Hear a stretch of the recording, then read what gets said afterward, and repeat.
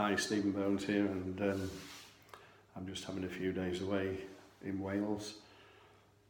It's October, and we've had fabulous weather, and really loving the break. But I just wanted to share something with you. When I was in with a narcissistic boss, and I had some real struggles at that particular time, because what had happened was he'd imprinted on me over a number of years, and it was nearly 10 years.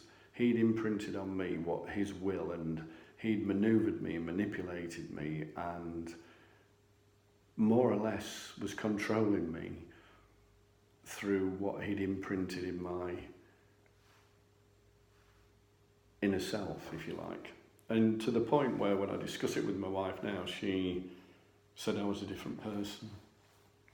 And she's probably right, because you see, what his theme is that there's always somebody to blame.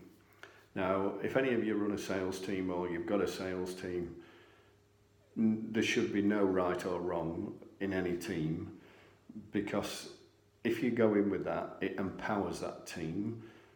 And if they always come to you, the leader, with any issues, and know that there's no right or wrong, or no blame or whatever going on, and that it's just, how do we put this right, or we're not serving the customer correctly, so how do we go about putting this right? If we keep going over the same thing over and over again, then obviously that's a problem. It's got to be addressed. But normally people will work together and mastermind and come up with the right way forward. But his was not. It was, and if you are in that environment where you've got a narcissistic boss, then you'll understand what I mean by everything's a blame, and you have to look for a blame, and no, everybody becomes insular then. Nobody dare.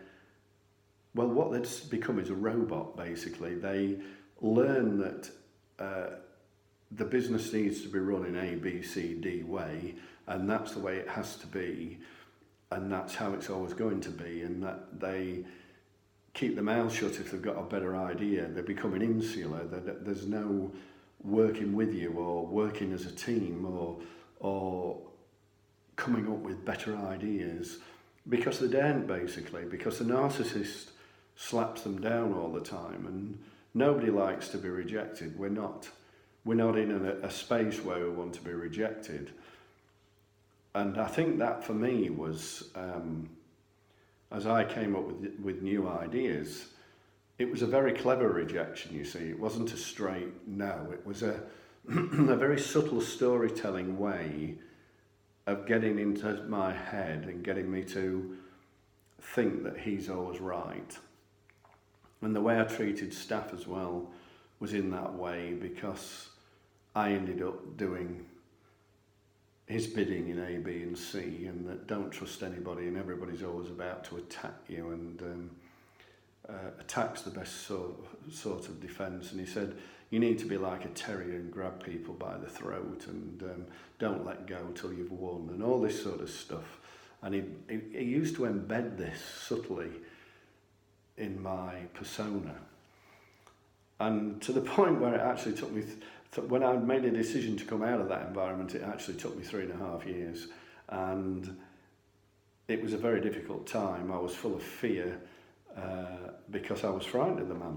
When I really peeled the onion back and got into it, I was absolutely frightened of what he was capable of, because I didn't know what he was capable of. And I'd got a family, I got a mortgage, and I got an income. And just the thought of